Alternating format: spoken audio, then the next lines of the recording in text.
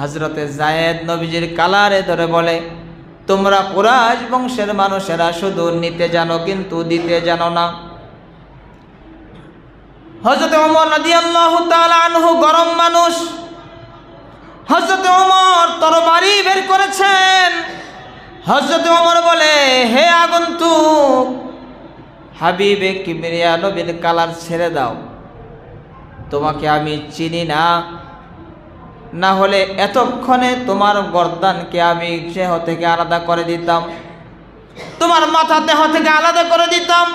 হাবিবে কিবরিয়া নবীর কালার ধরেছ, এত বড় স্পর্ধা তোমার, কালার ছেড়ে দাও বললাম। যখন ওমর রাদিয়াল্লাহু তাআলা আনহু তরবারি বের করেছেন আর ধমক দিয়েছেন, হযরতে যায়েদ সাথে সাথে কালার ছেড়ে দিয়েছেন। তার ভিতরে কম্পন শুরু হয়ে গেছে, না জানি আবার তার গর্দান কেটে ফেলা হয়। হাবিবে কিবরিয়া নবী হযরতে ওমর রাদিয়াল্লাহু তাআলা আনহুকে ধমক দিলেন, হে ওমর, তুমি কেন তরবারি বের করেছ? কেন তাকে ধমক দিয়েছ? সে আমার কাছে খেজুর পাও না, সুতরাং তোমার এই বছর খেজুরের ফলন ভালো হয়েছে, যাও তাকে সঙ্গে করে নিয়ে তার খেজুরগুলো তাকে বুঝিয়ে দাও। হযরতে ওমর রাদিয়াল্লাহু তাআলা আনহুকে নবীজি শাসালেন, শাসন করলেন, কেন তুমি তাকে ধমক দিলে? কেন তরবারি বের করেছ? তাকে ভয় দেখিয়েছ, ধমক দিয়েছ। তোমার উপরে জরিমানা লাগিয়ে দিলাম, তার খেজুরগুলো তুমি আদায় করবে। তোমার ফলন ভালো হয়েছে, যাও তাকে নিয়ে যাও আর তার খেজুরগুলো তাকে বুঝিয়ে দাও। জরিমানা লাগাই দিয়েছেন, তুমি এখন আদায় করবে। আর আমাদের নেতাদের কর্মীরা যদি এমন হতো, জরিমানা লাগাই দিত, তাহলে কর্মী তো আর কর্মী থাকতো না। কি বলেন, ঠিক না ঠিক? বৃদ্ধাঙ্গুলি দেখিয়ে নেতা ছেড়ে চলে যেত। আমি ঋণ নিয়েছে উনি, ধার নিয়েছে উনি, আর আমাকে এগুলো চাপিয়ে দেয়, তাও 1 কেজি আর 2 কেজি না, মন মন 10 মন 12 মন খেজুর এগুলো আমাকে চাপিয়ে দেয়, এমন নেতার সাথে আমি নাই। আওয়াজ করে বলেন, ঠিক না বেঠিক?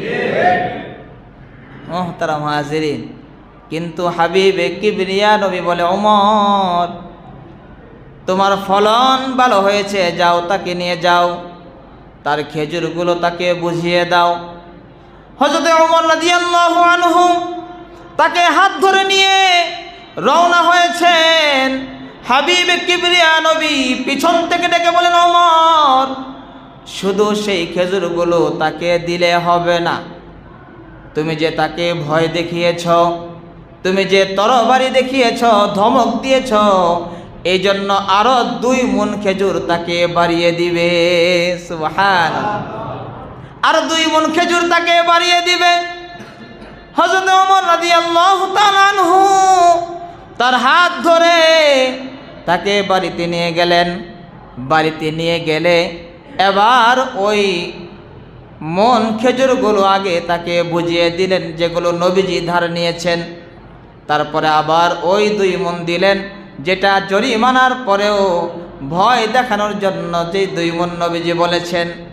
সব কিছু দেওয়ার পরে আবার হাবিবে কিবরিয়া নবী কালার ধরার কারণে হযরতে ওমর বলে, ভাই, আপনার নামটা আমি একটু জানতে চাই।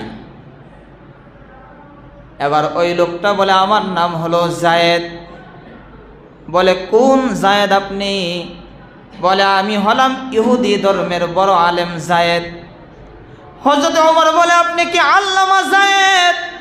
আল্লামা মানে হলো অনেক এলেমের অধিকারী, বিশাল এলেমের অধিকারী যারা, তাদেরকে বলা হয় আল্লামা। কিন্তু আমরা বর্তমানে দেখি পোস্টারে মুখস্থ, পুরো তাওরাত মুখস্থ, বলে, হ্যাঁ, আমি হলাম ইহুদি ধর্মের বড় আলেম আল্লামা যায়েদ। হযরতে ওমর বলে, এবার আপনাকে একটা প্রশ্ন করি, আপনি আল্লামা যায়েদ যার ভিতরে এই তাওরাত কিতাব পুরাটা মুখস্থ, এত বড় তাওরাতের আলেম হয়ে আপনি কিভাবে হাবিবে কিবরিয়া নবীর কালারে ধরলেন? হযরতে যায়েদ বলে, ওমর, তাওরাত সমস্ত তাওরাত আমার মুখস্থ, এই জন্য জেনে শুনে অপমান করার জন্যই আমি সকলের সামনে অপমানের জন্য কালার ধরেছি। হযরতে ওমর বললেন, কেন কেন সকলের সামনে অপমান করার জন্য আপনি কালারে ধরলেন? হযরতে যায়েদ বলে, ওমর, তাওরাত পড়ে দেখেছি হাবিবে কিবরিয়া নবী যে হবে, আখেরি জামানার পয়গম্বর যে হবে, তার ধৈর্য হবে এমন, সমস্ত পয়গম্বরের এমন ধৈর্য নাই, পৃথিবীর আর কারো এমন ধৈর্য নাই। সমস্ত পৃথিবীর ধৈর্য একদিকে রাখা হলে আর হাবিবে কিবরিয়া নবীর ধৈর্য যদি একদিকে রাখা হয়, হাবিবে কিবরিয়া নবীর ধৈর্য সবচাইতে বেশি হবে। সুবহানাল্লাহ। আমি পরীক্ষা করার জন্য, অপমান করার জন্য, সকলের সামনে অপমানের জন্য, পরীক্ষার জন্য আমি তার কালার ধরেছি। দেখি সে রাগ হয় কিনা, নাকি সে ধৈর্যের পরিচয় দেয়। তাওরাতের মধ্যে ধৈর্যের যে পরিচয় পেয়েছি তার সাথে এই ধৈর্যের কোনো মিল আছে কিনা। হযরত ওমর বলে, যায়েদ, এবার আপনি কোথায় রওনা হয়েছেন? হযরতে যায়েদ বলে, এবার আমি ত্রাণ নিয়ে, এই খেজুরগুলো নিয়ে নবীজির দরবারে রওনা হয়েছি। শুধু এই খেজুরগুলো নিয়ে আমি সদকাই করব না, নবীজির হাতে হাত রেখে কালেমা পড়ে মুসলমান হয়ে যাব।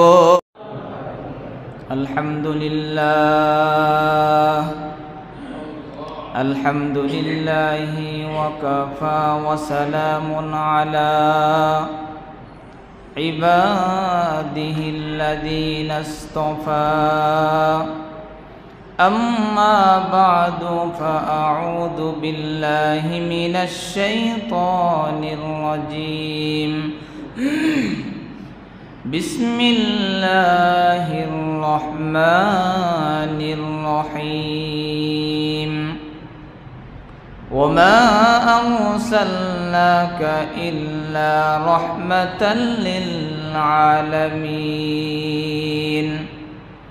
وقال النبي صلى الله عليه وسلم لا يؤمن أحدكم حتى أكون أحب إليه من والده وولده والناس أجمعين، أو كما قال عليه الصلاة والسلام.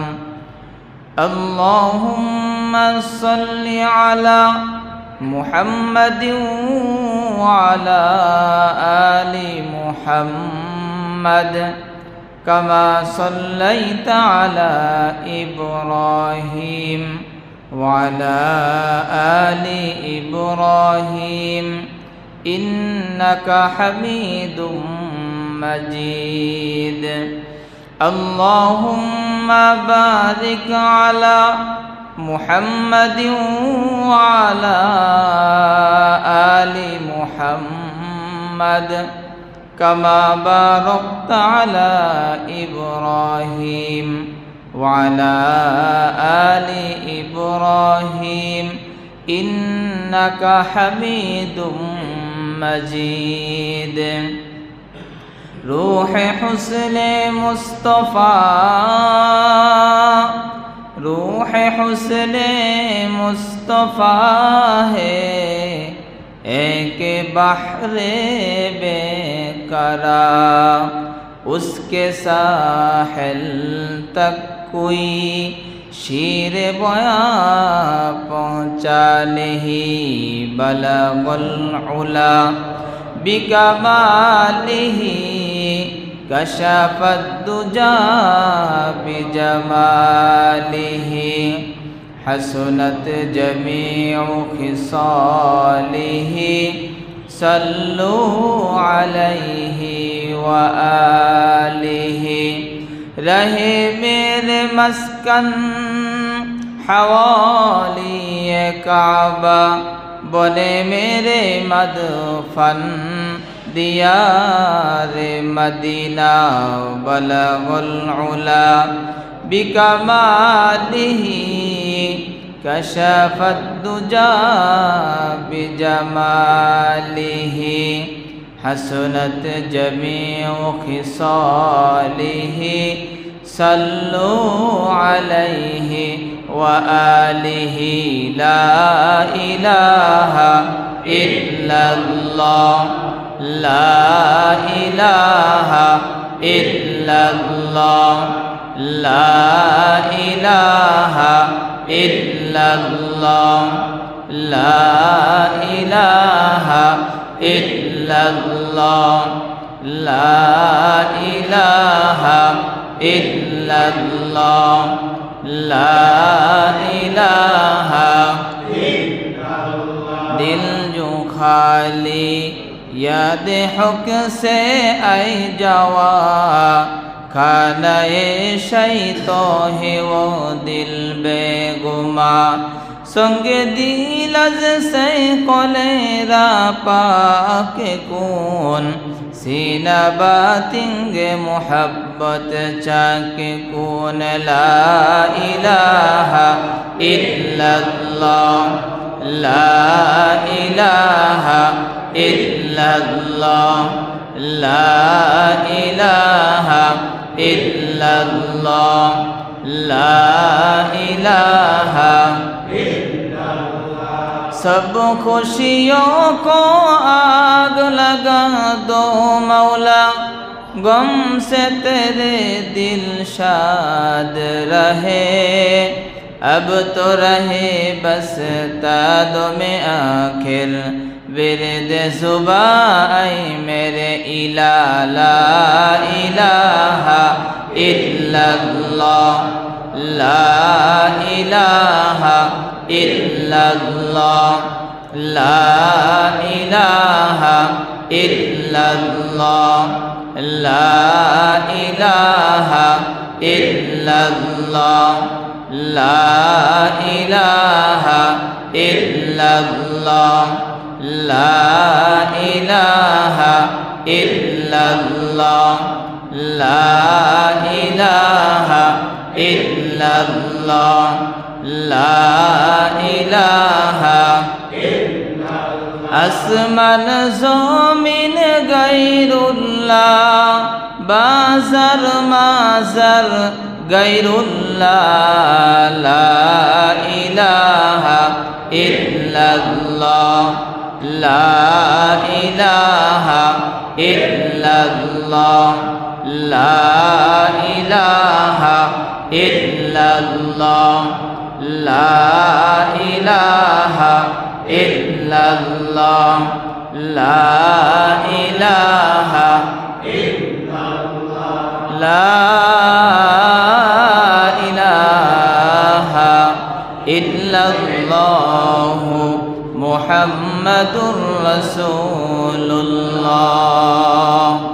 सल्लल्लाहु अलैहि वसल्लम। अल्हम्दुलिल्लाह रब्बे करीमेर दरबारे लक्ष कोटी शुक्रिया ज्ञापन करছি যেই মনিব আমাদেরকে পবিত্র জুমার দিনে জুমার সালাত আদায় করার লক্ষ্যে অত্যন্ত মায়া করে মহব্বত করে ভালোবেসে দুনিয়ার সমস্ত ঝামেলা থেকে আমাদেরকে মুক্ত করে ওলামায়ে কেরামের সোহবতে দ্বীনি পরিবেশে হায়াতের মূল্যবান সময়ের কিছু সময় ব্যয় করার জন্য সর্বাগ্নে মসজিদে আসার বসার তৌফিক দান করেছেন সেই মহান রব্বুল আলামিনের দরবারে কালিমাতুশ শুকর জবান করে ভক্তি ভরে মহব্বতে সমস্বরে সকলে বলে আলহামদুলিল্লাহ। মুহতারাম হাজিরিন, আমি আপনাদের সামনে 17 নম্বর পারার 10 নম্বর পৃষ্ঠার সূরা আম্বিয়ার 107 নং আয়াত তেলাওয়াত করেছি। নবীজির অসংখ্য হাদিস থেকে এক টুকরা হাদিস তেলাওয়াত করেছি। আয়াত এবং হাদিসকে সামনে নিয়ে আজকের আলোচনার বিষয় হবে নবীজির প্রেম প্রকাশ করা ও ইবাদত ওয়া মা তৌফিক ইল্লা বিল্লাহ। মুহতারাম হাজিরিন, গত সপ্তাহে আলোচনা করেছিলাম সাহাবায়ে কেরাম নবীজিকে এতই মহাব্বত করতেন, এতই ভালোবাসতেন যে নবীজি আমল তো শুধু দূরের কথা, নবীজির একটি হাসিও সাহাবায়ে কেরাম ছাড়েনি। নবীজির একটি হাসিও তারা ধরে রেখেছেন। নবীজি কখন হাসি দিয়েছেন এই হাসিটাও সাহাবায়ে কেরাম তাদের জীবন থেকে ছুটতে দেয়নি। শুধু তাই নয়, নবীজি কোথাও ইস্তেঞ্জার জন্য গিয়ে বসেছেন, নবীজি প্রস্রাব করেছেন, সাহাবায়ে কেরাম এই জিনিসটি দেখেছেন যে নবীজি এই জায়গায় বসে ইস্তেঞ্জা করেছেন। সাহাবায়ে কেরাম যখন এদিক দিয়ে যেতেন, ইস্তেঞ্জা তার হাজত নেই, তার প্রস্রাবের কোনো হাজত হয়নি, প্রয়োজন হয়নি, কিন্তু নবীজির মহাব্বতে ভালোবাসায় নবীজি যেভাবে বসেছেন ওইভাবে ওই জায়গার মধ্যে নবীর অনুকরণে মহাব্বতে তারাও বসে যেতেন। সুবহানাল্লাহ। নবীজিকে তারা কত ভালোবাসতেন আর মহাব্বত করতেন। ইস্তেঞ্জার প্রয়োজন হয়নি, কিন্তু বাস নবীজি এখানে বসেছেন, সাহাবায়ে কেরাম এখানে বসে যেতেন। তো নবীজির প্রেম প্রকাশ করা এটা ইবাদত। নবীজির মহাব্বত প্রকাশ করেছেন স্বয়ং আল্লাহ তাআলা, নবীজির প্রেম প্রকাশ করেছেন স্বয়ং ফেরেশতা, তারাও নবীজির প্রেম প্রকাশ করেছেন। আল্লাহ তাআলা কালামে পাকের মধ্যে নবীজির প্রেম প্রকাশ করে বলেন, ইন্নাল্লাহা ওয়া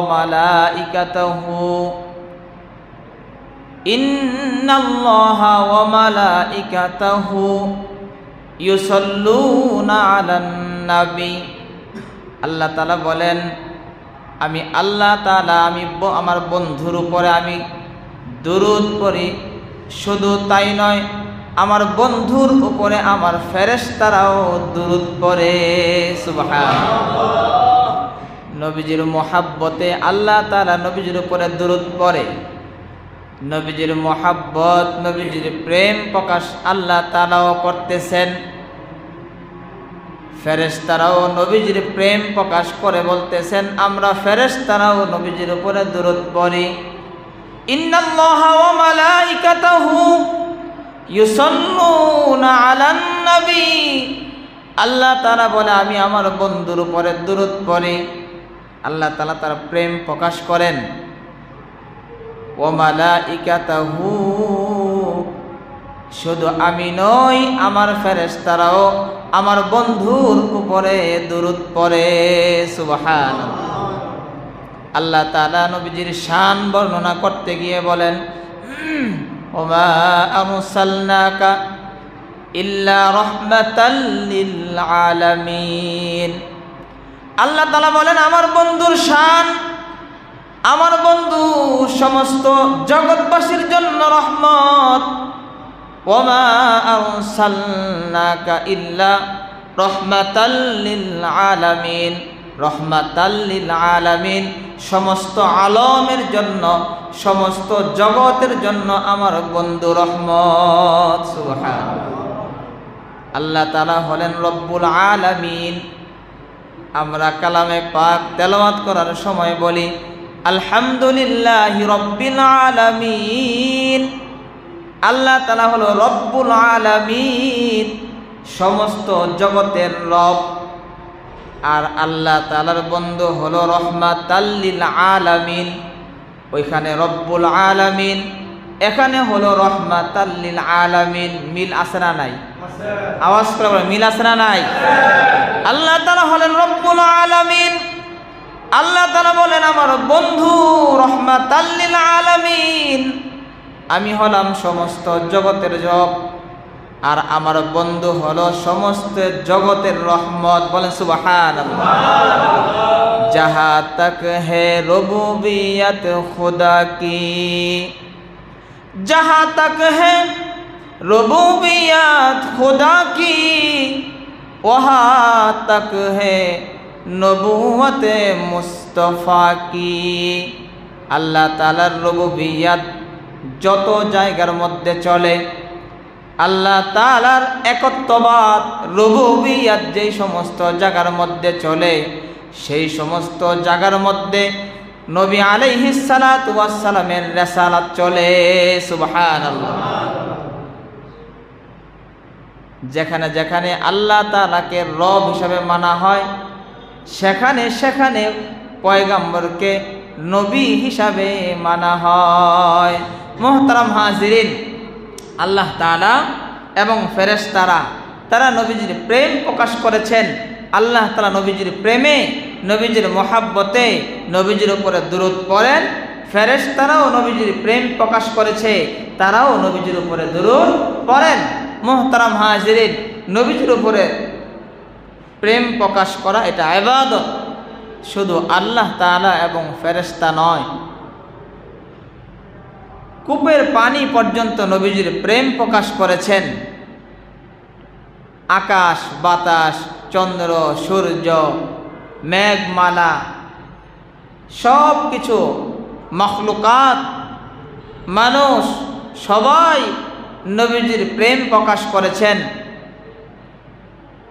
কূপের পানি নবীজির প্রেম প্রকাশ করেছেন। হাবিবে কিবরিয়া নবী যখন মায়ের গর্ভের মধ্যে আছে,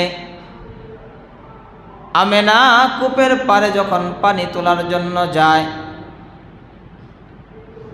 আমেনার কষ্ট হবে। নবীজির মা যদি উপর হয়ে পানি তুলতে হয় তাহলে কষ্ট হবে। এই জন্য কূপের পানি হাবিবে কিবরিয়া নবীর ভালোবাসা প্রকাশ করতেছে। কূপের পানি নিচে নাই, কূপের পানি আস্তে আস্তে করে কূপের মুখোমুখি চলে আসে। সুবহানাল্লাহ। আরবের মহিলারা বলে, আমেনা, আমরা লক্ষ্য করেছি তুমি যখন কূপের পারে যখন আসো, কূপের পানি মুখোমুখি এসে যায়। শুধু তাই নয়, আমরা লক্ষ্য করেছি যখন তুমি কূপের পারে এসে দাঁড়াও, আমরা টের পাই মৃদু মৃদু বাতাস তখন বইতে থাকে। সুবহানাল্লাহ। বাতাস নবীজির প্রেম প্রকাশ করে। মৃদু মৃদু বাতাস যখন আমেনা কূপের পারে যখন এসে দাঁড়ায়, তখন মৃদু মৃদু বাতাস বওয়া শুরু হয়ে যায়। কূপের পানি বাতাস পর্যন্ত নবীজির প্রেম প্রকাশ করে। সূর্য নবীজির প্রেম প্রকাশ করে। নবীজির প্রেম প্রকাশে ইবাদত। এই জন্য সূর্য নবীজির প্রেম প্রকাশ করে। হাবিবে কিবরিয়া নবী হযরতে আলী রাদিয়াল্লাহু তাআলা আনহুর কোলে মাথা দিয়ে নবীজি ঘুমাইতেছেন, আরাম করতেছেন। আসরের নামাজের সময় শুরু হয়ে যায়। আসরের নামাজের সময় শেষ প্রান্তে চলে এসেছে। সূর্য ডুবা, সূর্যের রং পরিবর্তন হওয়ার সময় হয়ে যায়। হযরতে আলী আসাদুল্লাহ, হযরতে আলী রাদিয়াল্লাহু আনহু নবীজির ঘুম ভাঙতেছেন না, নবীজির কষ্ট হবে। নবীজি আরাম করতেছেন, ঘুমাইতেছেন, নবীজিকে জাগ্রত করেন না, কারণ নবীজি কষ্ট হবে। নবীজিকে জাগ্রত করলে হযরতে আলী রাদিয়াল্লাহু তাআলা আনহু একবার সূর্যের দিকে তাকায়, আরেকবার হাবিবে কিবরিয়া নবীর চেহারার দিকে তাকায়। সূর্যের দিকে তাকায়, না জানি সূর্য হলদে হয়ে যায়, সূর্য না জানি হলদে হয়ে আসরের সময় চলে যায়। হাবিবে কিবরিয়া নবীর নামাজ না জানি কাজা হয়ে যায়। এই ভয়ে হযরতে আলী বারবার সূর্যের দিকে তাকায় আর হাবিবে কিবরিয়া নবীর চেহারার দিকে তাকায়। হাবিবে কিবরিয়া নবী ঘুমাইতেছে, ঘুম ভাঙে না। হযরতে আলী জাগ্রত করে না, বারবার তাকায়, পেরেশান। হযরতে আলী চিন্তিত, না জানি নবীজির নামাজ কাজা হয়ে যায়। হযরতে আলী তাকিয়ে দেখে শুধু হযরতে আলী চিন্তিত নয়, সূর্য নবীজিকে নিয়ে চিন্তিত। বহু সময় গড়িয়ে যায়, সূর্য হলদে হয় না, সূর্য পরিবর্তন হয় না। সূর্যের রং যেমন ছিল তেমনই আছে, যদিও সময় গড়িয়ে যাচ্ছে। হলদে হওয়ার কথা, রং পরিবর্তন হওয়ার কথা, কিন্তু সূর্য পরিবর্তন হয় না। হযরতে আলী তাকিয়ে দেখে সময় চলে যায় কিন্তু সূর্য যেমন আছে তেমনই থাকে। হাবিবে কিবরিয়া নবীর ঘুম ভেঙে যায়। হাবিবে কিবরিয়া নবী ওযু করে হযরতে আলী রাদিয়াল্লাহু তাআলা আনহুকে নিয়ে জামাতের সাথে যখন নামাজ পড়লেন, সালাম ফিরালেন, এবার হযরতে আলী দেখে এবার সূর্যের রং পরিবর্তন হয়ে গেছে। সূর্য নবীজির প্রেম প্রকাশ করে। নবীজির প্রেম প্রকাশ করা ইবাদত। এই জন্য আল্লাহ তাআলা নবীজির প্রেম প্রকাশ করেছেন, ফেরেশতারা নবীজির প্রেম প্রকাশ করেছেন, বাতাস পানি নবীজির প্রেম প্রকাশ করেছেন, সূর্য নবীজির প্রেম প্রকাশ করেছে। শুধু তাই নয়, পাহাড়ের পাথর পর্যন্ত নবীজির প্রেম প্রকাশ করে। হাবিবে কিবরিয়া নবী আরাম করার জন্য পাথরের সাথে পাহাড়ের পাদদেশে পাথরের সাথে হেলান দিয়ে নবীজি আরাম করতেছেন। পাথর ঠান্ডা, পাথরের সাথে পিঠ লাগার কারণে একটু আরাম মনে হয়। কি বলেন, হয় কি হয় না? পাথর ঠান্ডা, হাবিবে কিবরিয়া নবী পাহাড়ের পাদদেশে পাথরের সাথে হেলান দিয়ে নবীজি আরাম করতেছেন। কাফেরেরা চক্রান্ত করে উপর থেকে পাথর ফেলে দিয়ে হাবিবে কিবরিয়া নবীকে দুনিয়া থেকে বিদায় করে দিবে, দুনিয়ায় আর থাকতে দিবে না। হাবিবে কিবরিয়া নবীকে দুনিয়ায় থাকতে দিবে না। নবীজির আখলাক চরিত্র এত ভালো, কিন্তু একদল কিছু মানুষ তারা সব সময় নবীজির পিছনে লেগেই থাকতো, কিভাবে নবীজিকে পৃথিবী থেকে বিদায় করে দেওয়া যায়। নবীজির পিছনে যেহেতু লোক লাগানো থাকতো, তারা নবীজিকে বিনাশ করার জন্য, ধ্বংস করার জন্য সব সময় লেগে থাকতো। তাহলে আমি আর আপনি কি? বোঝা গেল কিয়ামত পর্যন্ত আবু জাহেল মার্কা একদল থাকবে, যারা মানুষের জুলুম নির্যাতন করার জন্য, মানুষকে কষ্ট দেওয়ার জন্য কিয়ামত পর্যন্ত এমন একদল লোক কিয়ামত পর্যন্তই থাকবে। কি বলেন, ঠিক না বে ঠিক? থাকবে। নবীজির পিছনেও ছিল। তাদের কাজই হলো মানুষের শুধু বিনাশ তালাশ করা, ধ্বংস করা, তাদের পিছনে লেগে থাকা। মুহতারাম হাজিরিন, হাবিবে কিবরিয়া নবী পাহাড়ের মধ্যে পাথরের সাথে হেলান দিয়ে আরাম করতেছে। ওদিকে কাফের পাথর পাহাড়ের উপরে ওঠে। বিরাট এক পাথর পাহাড়ের উপর থেকে নবীজির মাথা বরাবর ছেড়ে দেয়, কিন্তু পাথর নবীজির প্রেম প্রকাশ করতেছে। পাথর পড়তে পড়তে নবীজির মাথা থেকে অল্প কিছুক্ষণ উপরে, মাথা থেকে সামান্য একটু উপরে পাথর এসে দাঁড়িয়ে যায়, আর নবীজির মাথায় পড়ে না। পাথর এসে নবীজির মাথা বরাবর এসে সাদ হিসাবে পাথর দাঁড়িয়ে গেছে। সুবহানাল্লাহ। পাথর নবীজির প্রেম প্রকাশ করে নবীজির মাথায় পড়ে না। পাথর নবীজির প্রেম প্রকাশ করতেছে, সাদ হিসাবে পাথর নবীজির মাথার উপরে দাঁড়িয়ে গেছে। মুহতারাম হাজিরিন, এই জন্য প্রেম প্রকাশ ইবাদত। নবীজির প্রেম অনেকেই প্রকাশ করেছেন। নবীজির চাচা আবু তালেব ব্যবসার জন্য কুরাইশি কাফেলা নিয়ে আবু তালেব রওনা হয়। কুরাইশি কাফেলা নিয়ে আবু তালেব যখন মক্কা থেকে বের হয়ে অনেক দূর পর্যন্ত যখন চলে যায়, যাওয়ার পরে মরুভূমির মাঝখানে একটি গাছ, ওই গাছের নিচে কাফেলা নিয়ে অবস্থান করে। হাবিবে কিবরিয়া নবী সাথে আছেন। হাবিবে কিবরিয়া নবীর শৈশবকাল চলতেছে। ছোট্ট মানুষ, কাফেলার বড় বড় যারা আছেন তাদেরকে নবীজি গাছের ছায়ার নিচে আশ্রয় দিলেন। হাবিবে কিবরিয়া নবী বলে, আপনারা গাছের ছায়ার নিচে বসুন, আপনারা হলেন মুরব্বী, আপনারা গাছের নিচে বসুন, আমি ছোট মানুষ, আমি রৌদ্র সহ্য করতে পারবো, আমি রৌদ্রের মধ্যে বসি। হাবিবে কিবরিয়া নবী বড়দেরকে গাছের ছায়ার নিচে আশ্রয় দিলেন, আর হাবিবে কিবরিয়া নবী সূর্যের মধ্যে বসলেন। ওখানে একজন ইহুদি ছিল, ইহুদি পাদ্রী ছিল। ইহুদি পাদ্রী লক্ষ্য করে দেখতেছে ওই গাছের ছায়াটা আস্তে আস্তে লম্বা হয়ে নবীজির মাথা পর্যন্ত এসে নবীজিকে ছায়া দেওয়া শুরু করে দিয়েছে। ইহুদি পাদ্রী আবার বলে, হে কাফেলার মানুষ, তোমাদের গ্রুপ লিডারকে, তোমাদের কাফেলার আমিরকে। এবার তারা দেখিয়ে দেয়, আমাদের আমির হলেন কুরাইশ বংশের আবু তালেব।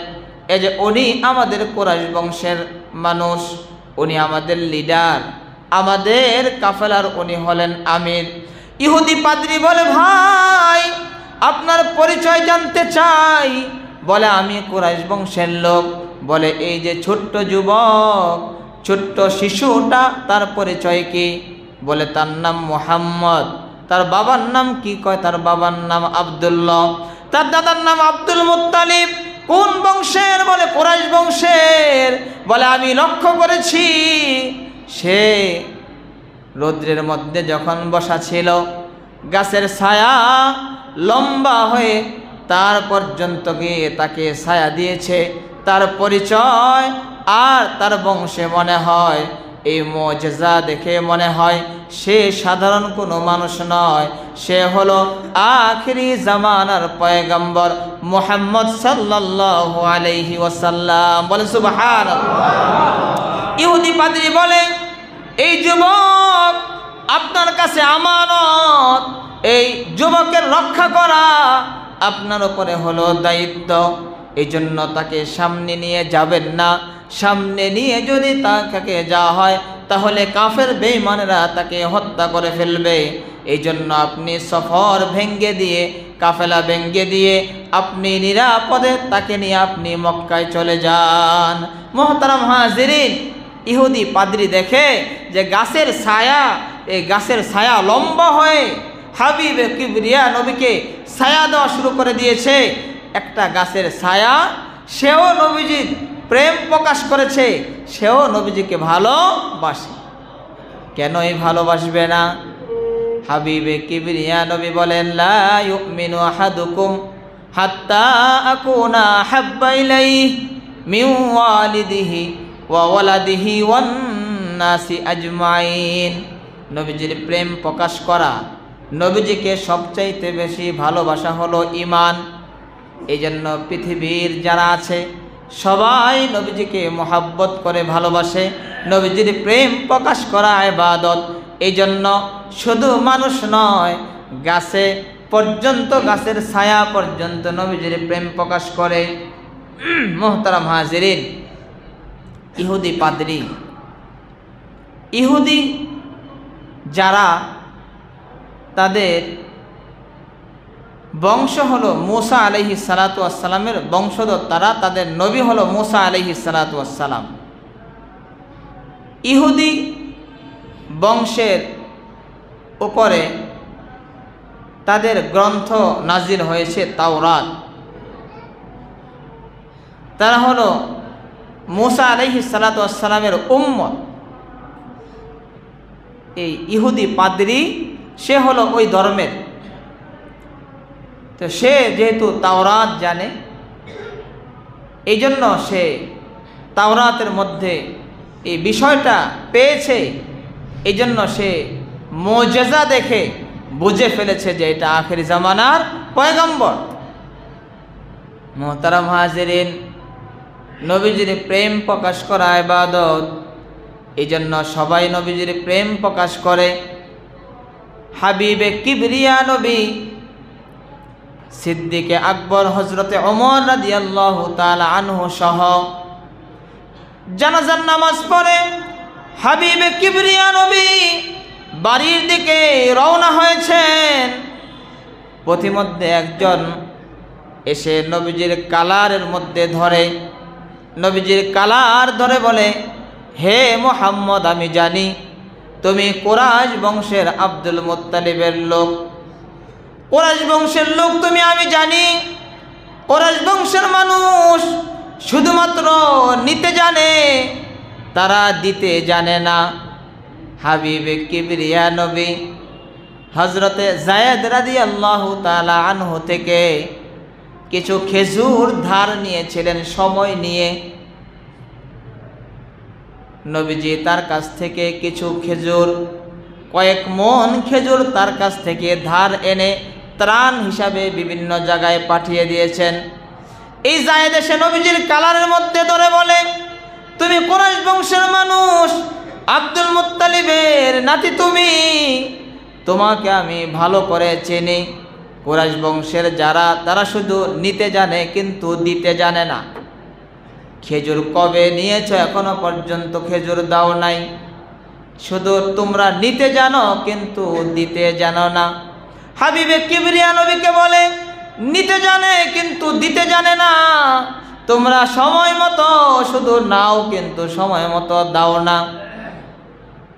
অথচ হাবিবে কিবরিয়া নবী মক্কার যুবকদের মধ্যে ছিলেন আল আমিন, বিশ্বস্ত। নবীজির কাছে সবাই আমানত গচ্ছিত রাখতো। কি বলেন, ঠিক কিনা? হাবিবে কিবরিয়া নবী যখন মক্কা ছেড়ে মদিনার পথে রওনা হবে, আসাদুল্লাহ হযরতে আলী রাদিয়াল্লাহু তাআলা আনহুকে বিছানায় শুয়ে বলে, আলী, আমার কিছু আমানত আমি তোমার কাছে প্যাকেট প্যাকেট করে নাম লিখে লিখে রেখে গেলাম। আগামীকাল সকালবেলা তুমি প্রত্যেকের বাড়ি বাড়ি তুমি এই আমানতগুলো পৌঁছিয়ে দিবে। হযরতে আলী বুঝেছিলেন বেঈমান কাফেরেরা যতই আক্রমণ করুক, আমার উপরে আক্রমণ আসবে না, আমাকে হত্যা করতে পারবে না। কারণ হাবিবে কিবরিয়া নবী বলেছেন, আগামীকাল সকালবেলা তুমি এই আমানতগুলো প্রত্যেকের বাড়ি বাড়ি পৌঁছিয়ে দিবে।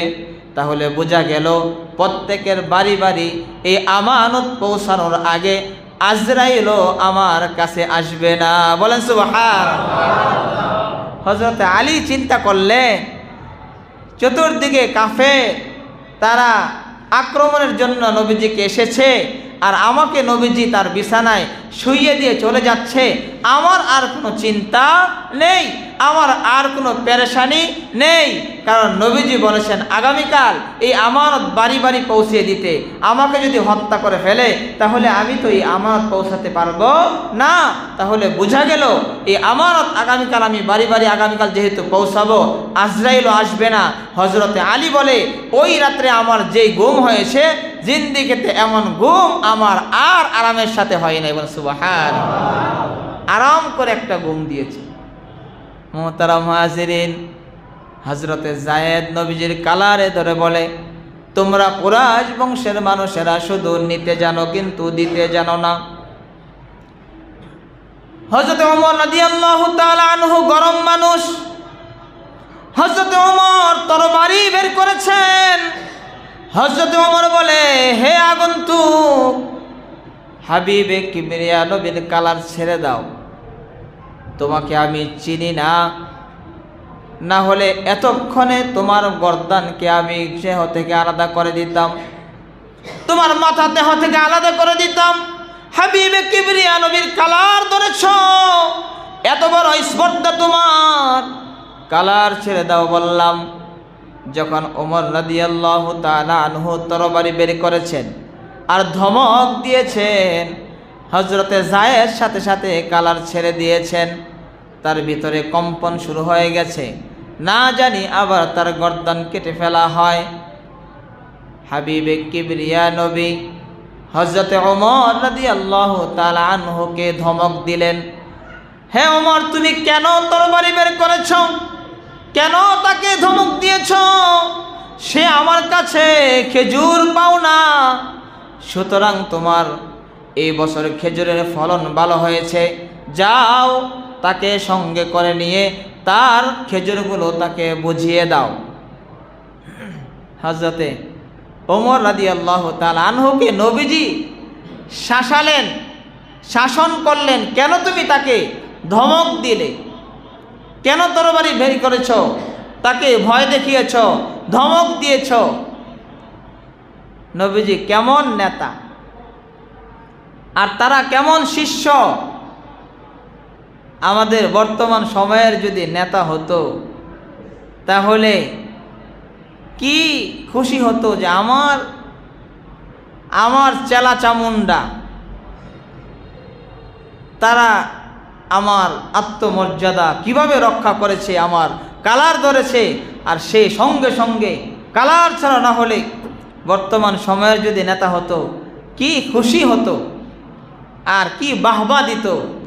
কেমন কর্মী আমার, আমি কেমন নেতা আর আমার কর্মীগুলো কেমন। আওয়াজ করে দিলে বলেন ঠিক কিনা? এমন কর্মী তো দরকার, নেতারা তো এমন কর্মী খুঁজে, কি বলেন ঠিক না বেঠিক? এমন কর্মী তো নেতারা চায় যে কর্মী এমন হবে নেতাকে কেউ আঘাত করবে আর সঙ্গে সঙ্গে এটার জবাব দিবে। কিন্তু হাবিবে কিবরিয়া নবী বলে, ওমর কেন তুমি তাকে ধমক দিয়েছ, কেন তরবারি বের করেছ? তোমার উপরে জরিমানা লাগিয়ে দিলাম, তার খেজুরগুলো তুমি আদায় করবে। তোমার ফলন ভালো হয়েছে, যাও তাকে নিয়ে যাও আর তার খেজুরগুলো তাকে বুঝিয়ে দাও। জরিমানা লাগাই দিয়েছেন, তুমি এখন আদায় করবে। আর আমাদের নেতাদের কর্মীরা যদি এমন হতো, জরিমানা লাগাই দিত, তাহলে কর্মী তো আর কর্মী থাকতো না, কি বলেন ঠিক না বেঠিক? বৃদ্ধাঙ্গুলি দেখিয়ে নেতা ছেড়ে চলে যেত। আমি ঋণ নিয়েছে উনি, ধার নিয়েছে উনি, আর আমাকে এগুলো চাপিয়ে দেয়, তাও 1 কেজি আর 2 কেজি না, মন 10 মন 12 মন খেজুর এগুলো আমাকে চাপিয়ে দেয়। এমন নেতার সাথে আমি নাই। আওয়াজ করবেন ঠিক না বেঠিক? মুহতারাম হাজিরিন, কিন্তু হাবিবে কিবরিয়া নবী বলে, ওমর তোমার ফলন ভালো হয়েছে, যাও তাকে নিয়ে যাও, তার খেজুরগুলো তাকে বুঝিয়ে দাও। হযরত ওমর রাদিয়াল্লাহু আনহু তাকে হাত ধরে নিয়ে রওনা হয়েছেন। হাবিবে কিবরিয়া নবী পিছন থেকে ডেকে বলেন, ওমর শুধু সেই খেজুরগুলো তাকে দিলে হবে না, তুমি যে তাকে ভয় দেখিয়েছ, তুমি যে তরবারি দেখিয়েছ, ধমক দিয়েছ, এই জন্য আরো 2 মণ খেজুর তাকে বাড়িয়ে দিবে। সুবহানাল্লাহ, আরো 2 মণ খেজুর তাকে বাড়িয়ে দিবে। হযরত ওমর রাদিয়াল্লাহু তাআলা আনহু তার হাত ধরে তাকে বাড়িতে নিয়ে গেলেন। বাড়িতে নিয়ে গেলে এবার ওই মন খেজুরগুলো আগে তাকে বুঝিয়ে দিলেন, যেগুলো নবীজি ধার নিয়েছেন। তারপরে আবার ওই 2 মণ দিলেন, যেটা জরিমানার পরেও ভয় দেখানোর জন্য যে 2 মণ নবীজি বলেছেন।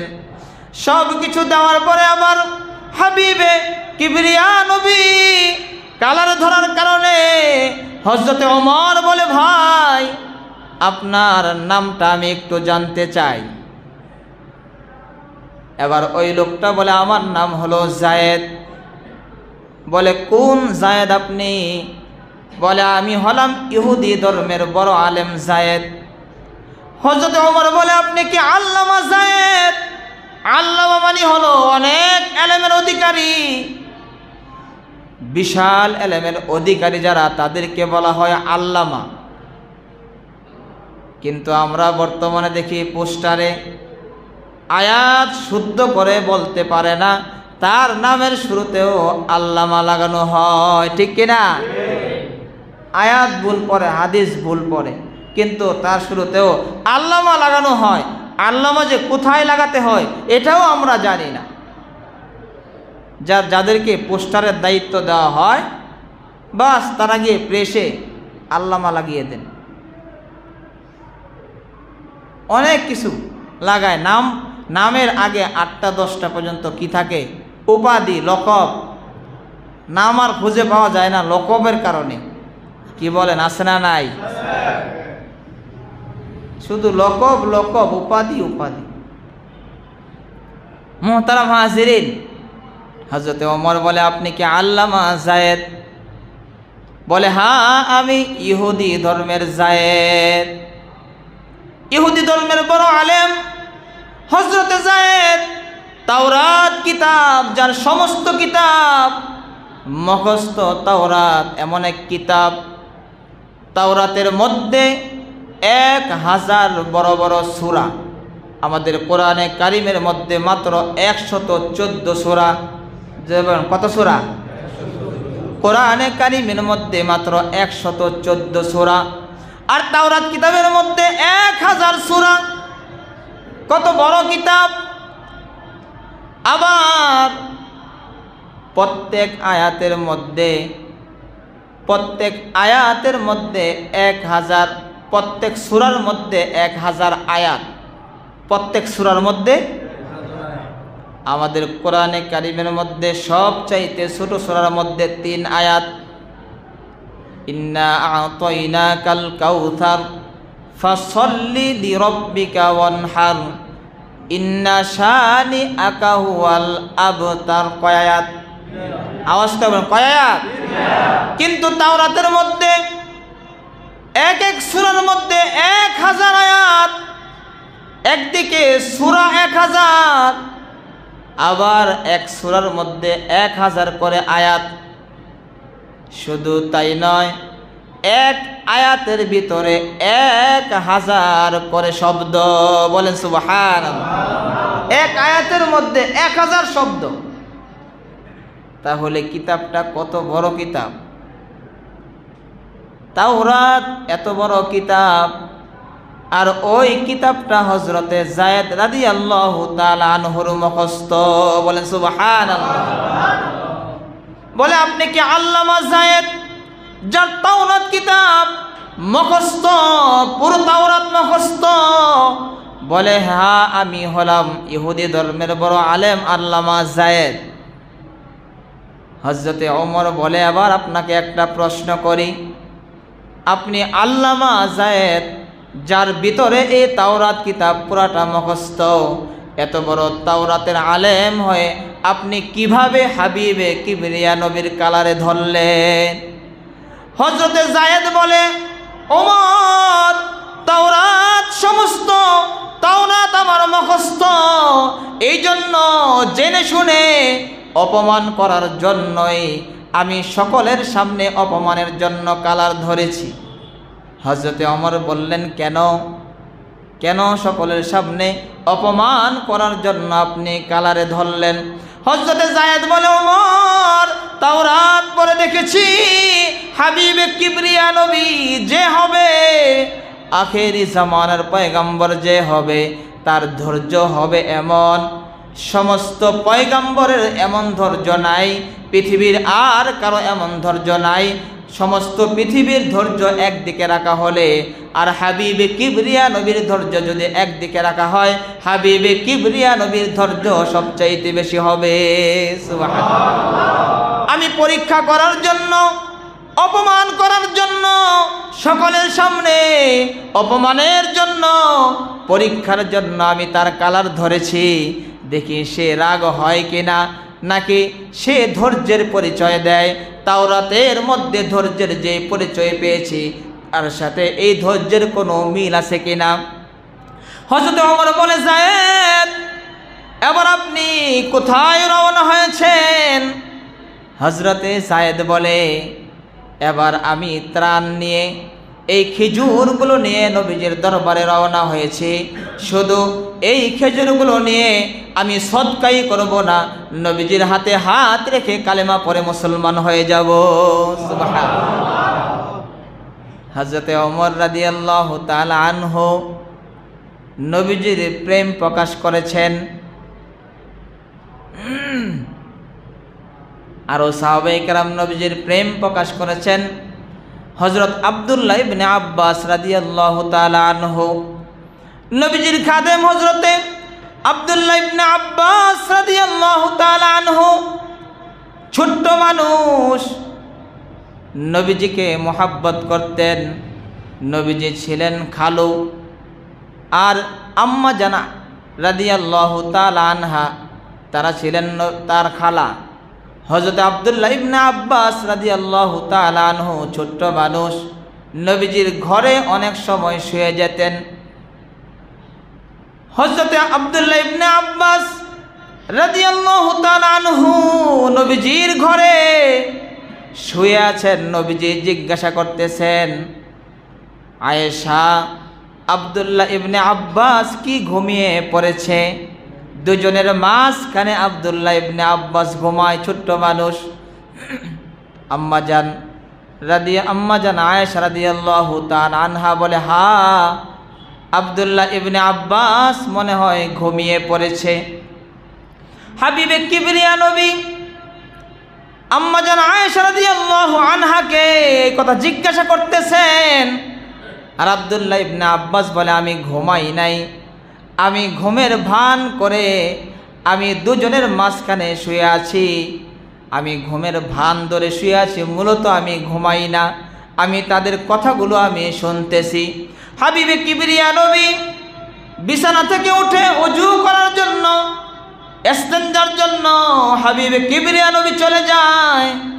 নবীজি যখন ইস্তেনজার জন্য চলে যায়, আব্দুল্লাহ ইবনে আব্বাস বলে, আমি লাফ মেরে বিছানা থেকে উঠে নবীজির জন্য আমি ওযুর পানি ব্যবস্থা করলাম। ওযুর পানি ব্যবস্থা করে আমি এমন জায়গায় রেখে দিলাম, হাবিবে কিবরিয়া নবী ইস্তেনজা শেষে আর কাউকে ডাকতে হবে না, ওযুর পানি দাও, ওযুর পানি কোথায়, ডাকতে হবে না, এমন জায়গায় ওযুর পানি রেখে দিয়েছি। নবীজি ইস্তেনজা সেরে বের হওয়া মাত্রই ওই পাত্রটা নবীজির সামনে পড়ে যাবে। হাবিবে কিবরিয়া নবী ইস্তেনজা শেষে যখন বের হলেন, বের হলেই দেখেন ওযুর পানি একদম প্রস্তুত। হাবিবে কিবরিয়া নবী আম্মা জানা আয়েশা রাদিয়াল্লাহু আনহাকে ডেকে বললেন, আয়েশা, কে ওযুর পানি ব্যবস্থা করেছে? আম্মা জানা আয়েশা বলে, আর কে, আপনার ভাই আব্দুল্লাহ ইবনে আব্বাস, সে ওযুর পানি সে ছাড়া আর কে ব্যবস্থা করবে? হাবিবে কিবরিয়া নবী আবার ডাক দিলে, আব্দুল্লাহ ইবনে আব্বাস, কই রে, আয়। এবার যখন সে আসলো, নবীজি তাকে বুকের সাথে বুক মিলালেন, তার মাথায় হাত দিয়ে দোয়া করলেন, আল্লাহুম্মা ফাক্কিহু ফিদ্দীন, হায় আল্লাহ, আপনি তাকে দ্বীনের সহিহ বুঝ, আপনি তাকে দ্বীনের সহিহ বুঝ আপনি তাকে দান করেন। হাবিবে কিবরিয়া নবী তার জন্য দোয়া করলেন। নবীজি ওযু বানিয়ে এবার হাবিবে কিবরিয়া নবী তাহাজ্জুদের নামাজের মধ্যে দাঁড়িয়ে গেলেন। হাবিবে কিবরিয়া নবী নামাজে দাঁড়ালেন। আব্দুল্লাহ ইবনে আব্বাস নবীজির সাথে বাম দিকে এসে দাঁড়ালেন। আব্দুল্লাহ ইবনে আব্বাস বলে, আমি যখন বাম দিকে দাঁড়ালাম, হাবিবে কিবরিয়া নবী আমার ঘাটটা ধরে আমাকে ডান দিকে নবীজির বরাবর করে আমাকে দাঁড় করিয়ে দিলেন। সুবহানাল্লাহ, আমাকে নবীজির বরাবর করে দাঁড় করিয়ে দিলেন। আমি নবীজির বরাবর দাঁড়াই নাই, নবীজি থেকে সামান্য একটু আমি পিছনে দাঁড়িয়েছি। হাবিবে কিবরিয়া নবী নামাজ শেষ করে বলে, আব্দুল্লাহ ইবনে আব্বাস, তোমাকে দাঁড় করালাম, আমার বরাবর তুমি পিছনে গেলে কেন? আব্দুল্লাহ ইবনে আব্বাস বলে, হাবিবে কিবরিয়া নবী, আমার কি সাহস আছে আপনার বরাবর দাঁড়ানোর? আপনি তো সরওয়ারে দো আলম নবী, আপনি তো হাবিবে কিবরিয়া নবী, আপনি তো দু জাহানের বাদশা নবী, আপনার বরাবর দাঁড়ানোর আমার কি সাহস আছে? এই জন্য আমি একটু পিছনে দাঁড়ালাম। আমি কে? আমি তো সাধারণ আব্দুল্লাহ ইবনে আব্বাস। হাবিবে কিবরিয়া নবী তার আদব দেখে, তার আখলাক দেখে, ছোট্ট মানুষ, তার নবীজির প্রতি যে আখলাক, নবীজির প্রতি যে তার আদব, এই আদব দেখে হাবিবে কিবরিয়া নবী তার মাথার মধ্যে হাত দিয়ে দোয়া করলেন, আল্লাহুম্মা আল্লাহুম্মা আল্লিমহুল ইলমা ওয়াল হিকমাহ হে আল্লাহ, আপনি তাকে ইলম দান করেন, তাকে আপনি হিকমত দান করেন। নবীজি তার মাথায় হাত দিয়ে আব্দুল্লাহ ইবনে আব্বাসকে এই দিয়ে দোয়া করে দিলেন। এই জন্যই হযরতে ওমর রাদিয়াল্লাহু তাআলা আনহু অর্ধ জাহানের বাদশাহ, অর্ধ পৃথিবী যখন শাসন করতেন, যখন সংসদ পরিচালনা করতেন, সংসদের মধ্যে হযরতে আব্দুল্লাহ ইবনে আব্বাস রাদিয়াল্লাহু তাআলা আনহুকে এক পাশে বসিয়ে রাখতেন। দরজার এক পাশে আব্দুল্লাহ ইবনে আব্বাসকে বসিয়ে রাখতেন। বড় বড় সাহাবায়ে কেরাম হযরতে ওমরকে বলে, ওমর, আমরা বড় বড় সাহাবায়ে কেরাম সংসদ ভবনে থাকতে একজন বাচ্চা মানুষ, বয়সে ছোট, তাকে আপনি আমাদের সংসদের মধ্যে স্থান দিয়েছেন, এটা কি আমাদের জন্য লজ্জাজনক বিষয় নয়? হযরতে ওমর বলে, হে সাহাবায়ে কেরাম, জানো কেন আব্দুল্লাহ ইবনে আব্বাস বয়সে কম হওয়ার পরেও তাকে কেন দরজায় বসিয়ে রাখি? শোনো কেন বসিয়ে রাখি। আমরা অর্ধজাহান পরিচালনার জন্য আমরা যে আলোচনা করি, আমাদের এই আলোচনার মধ্যে যদি কোনো ভুল হয়, আমাদের আলোচনার মধ্যে যদি পদস্খলন হয়, সে সেখান থেকে বসে বসে আমাদের এই ভুলগুলো কোরআন ও হাদিস অনুযায়ী আমাদের ভুলগুলো সে শুধরিয়ে দিবে। সুবহানাল্লাহ। আমাদের ভুলগুলো ধরিয়ে দেওয়ার জন্য তাকে সেখানে বসিয়ে রাখি। সে পাহারাদার, সে তার ইলম দিয়ে পাহারা দিবে যে আমাদের আলোচনা কোরআন হাদিসের বাহিরে চলে যায় কিনা।